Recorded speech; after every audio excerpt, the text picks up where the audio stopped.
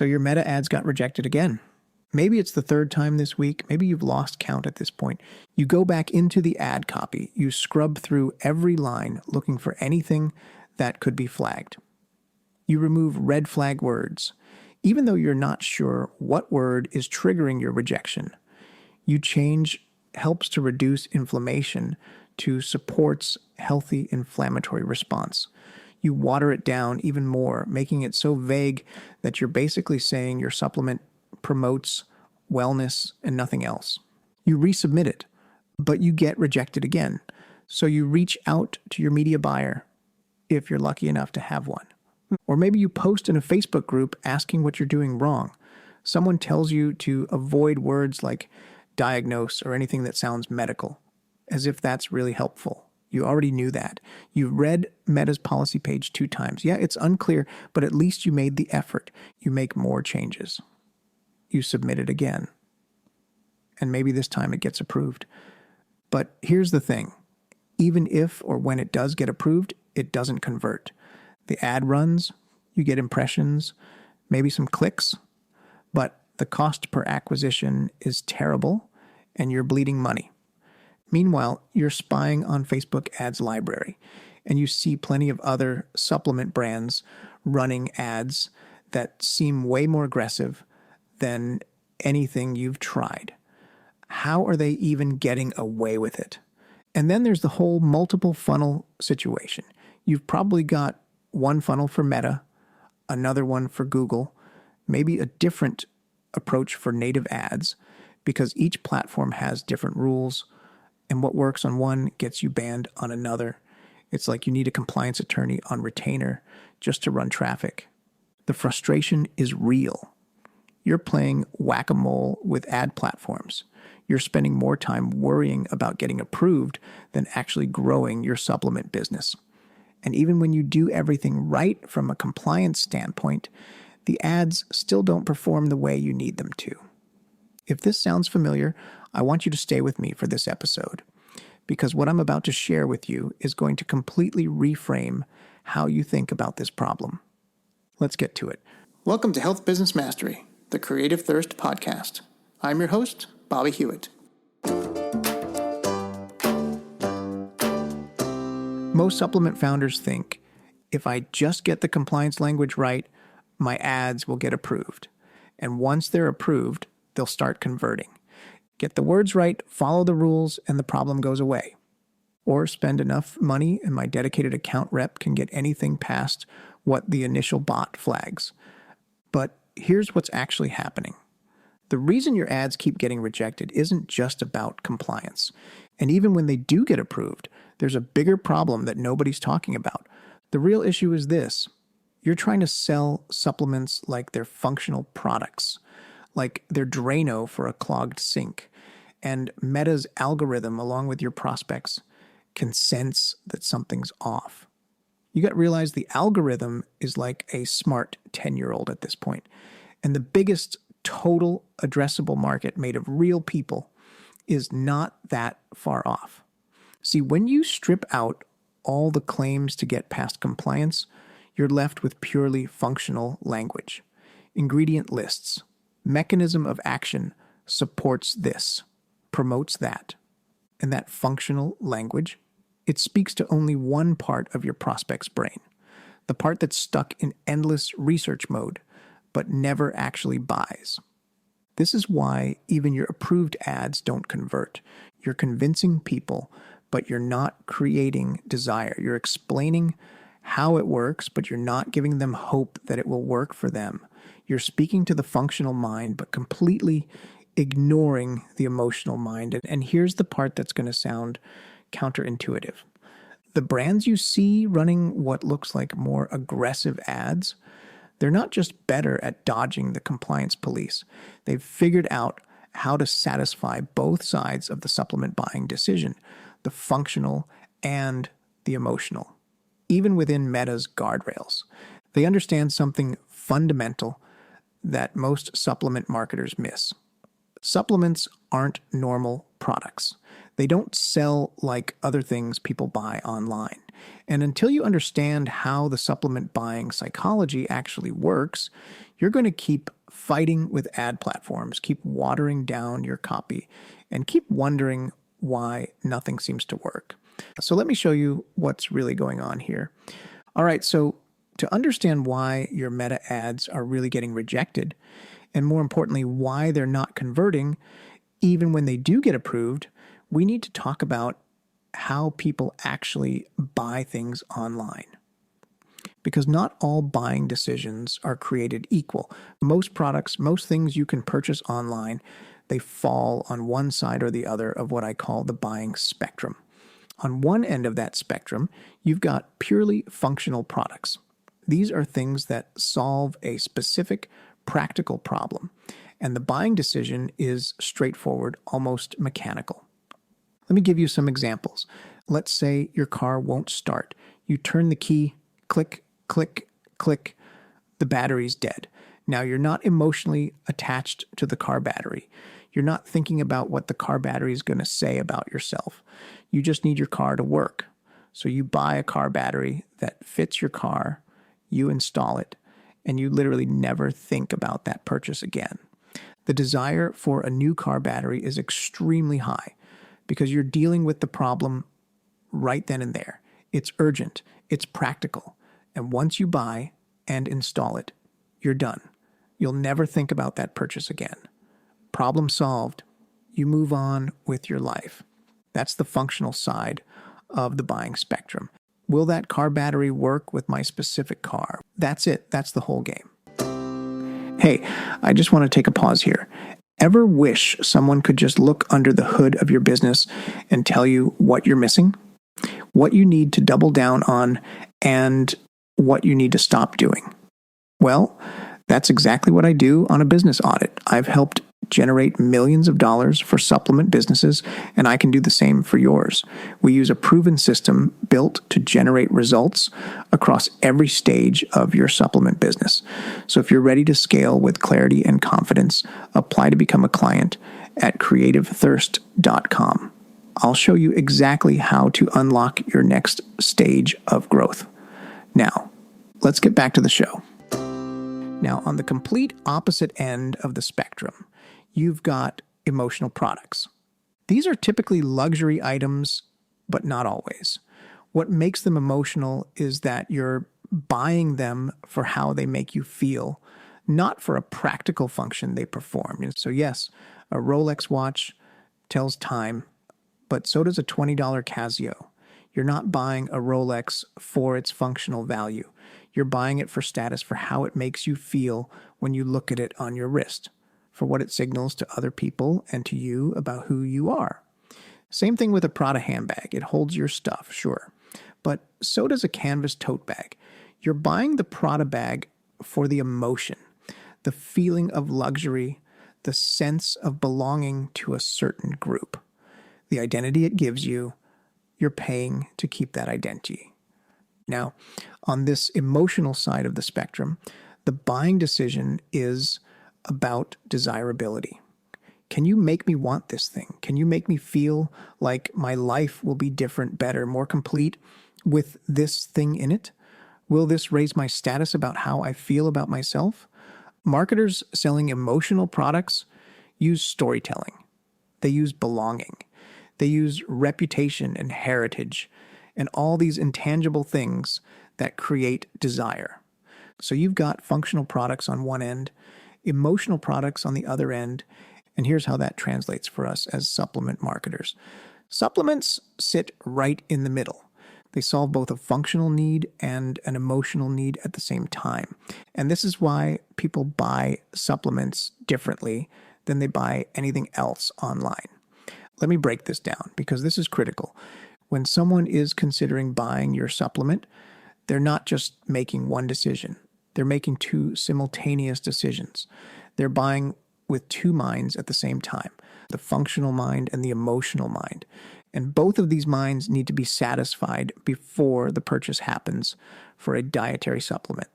Let me explain what I mean by walking through each of the two minds for you. First, the functional mind. On the functional side of a supplement purchase, the buyer's brain is focused on the problem. They're thinking, they're analyzing, They're researching. This is system 2, thinking, slow thinking, according to Daniel Kahneman's book. Thinking fast and slow thinking slow is characterized by conscious, logical, and methodical processing. It requires mental effort and attention, unlike system 1 thinking, which is fast thinking. Fast thinking operates automatically and quickly without voluntary control. So the visitor wants to know how your supplement works to solve their particular problem. This is where mechanism of action comes in. This is where the science lives. This is where ingredients matter. If someone is dealing with high blood pressure, their functional mind is asking questions like, what is this supplement supposed to do? How does it work? What are the active ingredients? Is there research backing this up? What's the dosage? How long until I see results? They might spend months in this research phase. And I mean months. They're reading articles, they're watching YouTube videos, they're going down the internet rabbit hole, learning everything they can about their condition and possible solutions. And here's the thing about the functional mind. If someone is not in the health equivalent of getting in their car and the batter is dead, if their problem is not urgent and acute, they may never actually buy anything. They'll just keep researching forever. Because on the functional side, the purchase is about convincibility. Can you convince them that your supplement is better than the competitor's supplement? Can you prove that your ingredients are superior? Can you show them the science that demonstrates efficacy? This is where most supplement brands start, with the science, with the mechanism, with the functional explanation. Even from a benefits perspective, with things like supports normal function of this and that. And it makes sense, right? You've got a good product, you've formulated it well, you've got quality ingredients. You want people to understand how it works. But here's the problem. That's only half of the supplement buying decision. Most supplement marketers stop here. They think if they can just explain the science well enough, if they can just prove that the mechanism works, people will buy. But they won't, because you haven't satisfied the other mind, the emotional mind. Let me explain what happens on the emotional side of the buying decision for supplements. On the emotional side of a supplement purchase, the buyer's brain is focused on the solution, not the mechanism, the solution. This is where they cross over from thinking mode into buying mode.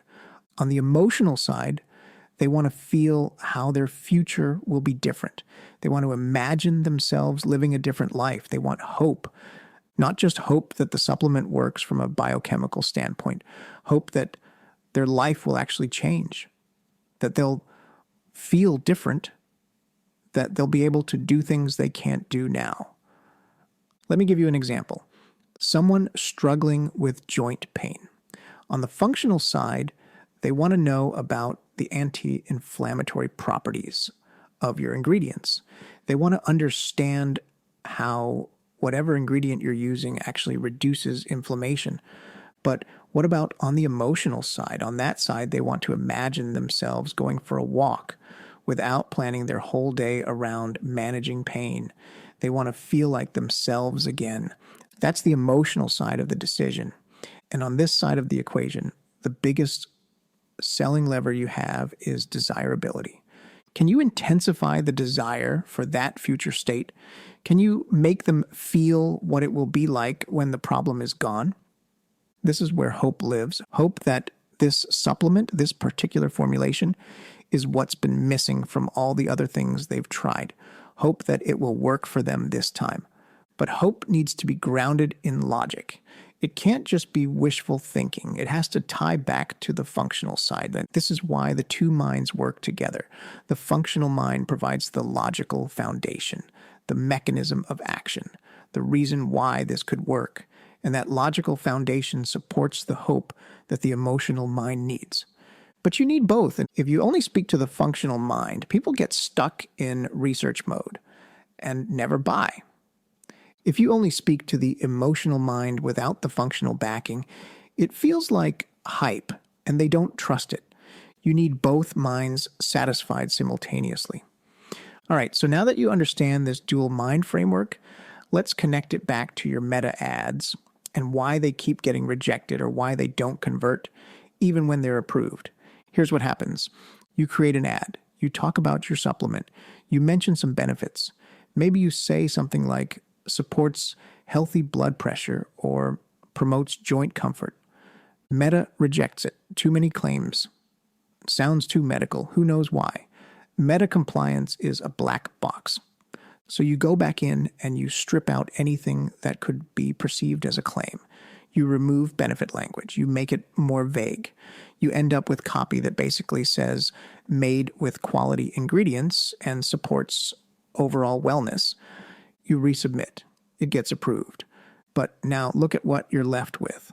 Pure functional language. Ingredients, manufacturing process, maybe some third-party testing badges.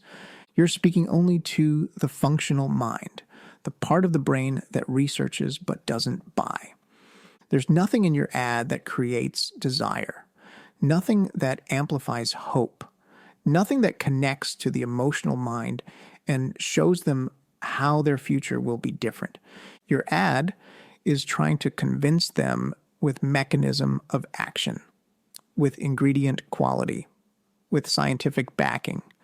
But that's only satisfying half of the buying decision. The emotional mind isn't engaged at all. There's no connection to their desired future state, no intensification of the desire to change, no hope that this solution will finally work for them. When Meta's algorithm sees an ad that doesn't resonate, that people scroll right past, that doesn't get clicks or engagement, it starts limiting ad spend on it. Meta wants ads that engage people. That's how they make money. If your ad is getting ignored, if people aren't stopping to read it, if the engagement metrics are terrible, Meta's system learns that this ad isn't good. And sometimes that manifests as limited reach or terrible CPMS. Meanwhile, you're seeing other supplement brands running ads that seem more aggressive, more benefit-driven, more compelling, and you're wondering how they're getting away with it. Here's the secret. It's not that they have some special relationship with Meta. It's not that they know some compliance loophole. They've figured out how to speak to both minds at the same time. Even within the constraints of Meta's policies, even with compliant language, they're creating desire and hope. They're connecting to the emotional side of the buying decision while still providing the functional credibility. They're not just listing ingredients and saying supports this system. They're painting a picture of the future. They're telling stories. They're creating identification with the prospect. And because their ads resonate emotionally, people engage with them. People stop scrolling. People click. The algorithm sees that engagement and rewards the ad with better reach and lower costs. So you end up with this situation where your competitor's ad, which might actually be saying more than yours from a claim standpoint, performs better and doesn't get rejected because the engagement metrics are good, because it's working, while your watered down, overly cautious ad gets terrible performance because it's boring, because it only speaks to half the buying decision. On cold traffic, when you're running meta ads to people who've never heard of you, when they're scrolling through their feed looking at pictures of their friends' kids and suddenly your supplement ad appears, you need both sides of the equation. You need to satisfy both the functional mind and the emotional mind right there in that ad, in that moment, or they're gone. And this is exactly why generic e-commerce tactics don't work for supplements, because those tactics assume you're selling a normal product. They assume the buying psychology is straightforward, but supplements are not normal products. The buying decision is fundamentally different. It's dual, it's simultaneous, it requires satisfying two different minds with two different needs. And until you understand that, until you build your marketing around that reality, you're going to keep struggling with ad platforms and wondering why your conversion rates are terrible. Because the meta rejection issue, that's just the surface problem. That's what you see. But underneath that, there's a cascade of business problems that all stem from not understanding this dual mind framework. First, your cost per acquisition is probably way higher than it should be. You're paying for clicks from people who are purely in research mode. They click through, they read your sales page. Maybe they even add to cart, but they don't buy because you've attracted the functional mind, the researcher, not the buyer. Second, even when people do buy, your lifetime value is lower than it could be. Why? Because customers who buy based purely on functional reasoning, on ingredient comparisons and mechanism of action, they're the first ones to switch to a competitor when they see a better ingredient profile or a lower price. There's no emotional connection keeping them loyal to your brand. You've built a relationship based entirely on specs and features. Third, you're probably seeing higher refund rates than you'd like. When someone buys based only on functional promises and they don't see immediate measurable results, they ask for a refund because you never created the emotional investment, the belief that this solution was specifically for them. You never built hope that connected them to a future version of themselves. This shows up in your unit economics. Your payback period is longer, your contribution margin is tighter, you're in this constant struggle to make the math work. And the frustrating part is you've got a good product.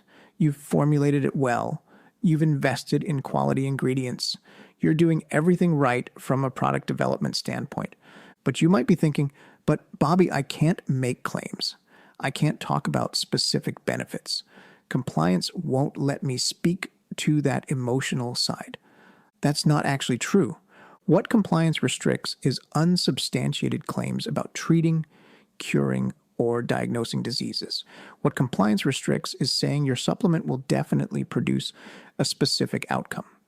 But desire, hope, identifying with your prospect, painting a picture of their future, none of that requires disease claims.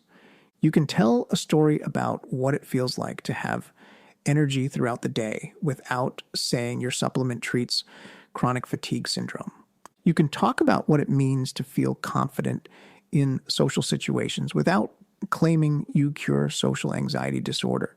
You can create hope around a future where someone feels like themselves again without making a drug claim.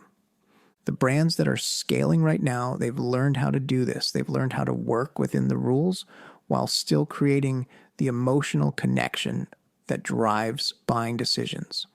Meanwhile, brands that treat compliance like a checklist, that think getting approved is the goal, they're stuck in this cycle of mediocre performance, wondering why growth has plateaued. And hey, there are more places to advertise than Meta and Google, but I'll keep that reserved for clients. But let me give you a way to diagnose where your marketing currently sits. Pull up your Meta ads dashboard or your sales page, whatever your primary customer acquisition mechanism is. Read through the copy and ask yourself this question. Am I only trying to convince, or am I also creating desire and hope? If your copy is all about mechanism of action, ingredient sourcing, third-party testing, clinical research, you're in convince mode. That's functional mind territory. You're trying to prove your supplement works through logic and evidence. Nothing wrong with that. You need it. But if that's all you've got, you're only speaking to half the buying decision. Now look for the other side. Is there anything in your copy that intensifies the desire for a different future? Not just describes benefits, but actually amplifies how much they want that future state. Is there anything that creates hope? Not just explains the mechanism, but connects that mechanism to why this time will be different for them. If you're reading your copy and it sounds like a supplement facts panel written in paragraph form, you've got a problem. And let me give you another diagnostic. Look at the language you're using. Is it all third person and clinical? This supplement supports a healthy inflammatory response. Studies show that this ingredient promotes cardiovascular function. That's distanced language. That's functional mind language. Compare that to language that creates identification. You've tried everything for your joint discomfort. You've spent money on supplements that didn't work. You've started to accept that maybe this is just your life now. That second example identifies with the prospect. It speaks to their experience. It acknowledges their disappointment. That's emotional mind language. You need both. One more way to recognize where you are. Think about the customer questions you get. If people are constantly asking detailed questions about ingredient sourcing, manufacturing processes, specific dosages, mechanism of action, that tells you something. It tells you you've attracted researchers. People stuck in the functional mind. They're gathering information, but they're not ready to buy because you never engaged the emotional mind. Contrast that with customers who say things like, I've been dealing with this for years and I'm ready to feel like myself again. That's someone who's emotionally engaged. They're not asking for more scientific papers. They're ready to buy because both minds are satisfied. The question you need to ask yourself is, what kind of prospects is my current marketing attracting? If you're attracting researchers who never convert, your marketing is speaking only to the functional mind. If you're attracting buyers who are emotionally ready but then get stuck because they don't trust the product will work, you're speaking only to the emotional mind without functional backing. The goal is to attract prospects where both minds are engaged from the very first touch point. Most supplement founders come into this industry from somewhere else. Maybe you created a supplement to solve a health problem you or a loved one has. Maybe you built an e-commerce brand selling physical products. Maybe you worked in tech and you're applying SaaS growth tactics. Maybe you came from corporate and you're used to traditional CPG marketing. Either way, you bring frameworks with you, those playbooks, those tactics that worked in your previous world, and then you hit a wall because what worked selling shoes or software or household goods just doesn't translate. Your CAC is higher than it should be. Your conversion rates are stuck. Your retention isn't where you need it to be. And you can't figure out why, because you're doing everything the courses and the consultants told you to do. The problem is that all of those tactics, all of those frameworks, they were built for products that have straightforward buying psychology products, where the decision is either purely functional or purely emotional, not both at the same time. When you try to apply standard optimization tactics to supplements, you end up optimizing the wrong things. You're split testing headlines and button colors and page layouts, but you're not addressing the fundamental issue, which is that your messaging isn't satisfying both sides of the buying decision. You can have the most beautiful landing page, the slickest checkout process, the perfect Facebook targeting, and still fail if your message only speaks to one mind. This isn't about working harder. It's not about running more tests or hiring better media buyers or finding cheaper traffic sources. It's about understanding that supplements require a completely different strategic approach.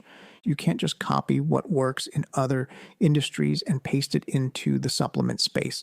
The buying forces are different. The psychological drivers are different. The decision-making process is different. Think about what happens when you try to sell supplements like you'd sell a SaaS product. You focus on features and benefits.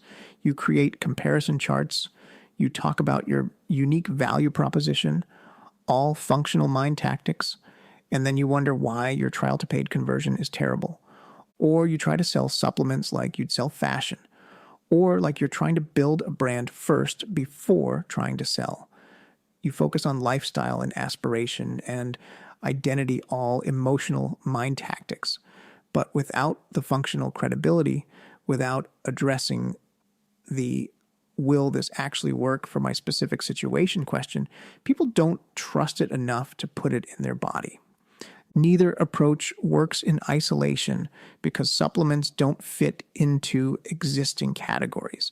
They're their own category with their own rules. The meta ads issue we've been talking about, that's just one symptom of this larger problem. The real problem is trying to force a square peg into a round hole, trying to make supplement marketing fit into frameworks that were never designed for products that require dual decision psychology.